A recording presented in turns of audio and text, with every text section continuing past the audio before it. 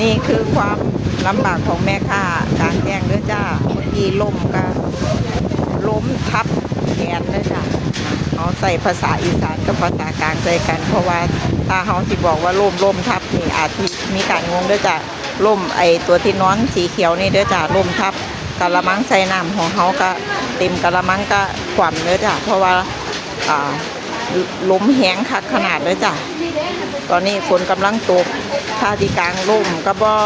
กลางบ่ได้เพราะว่าลมแห้งจ้ะ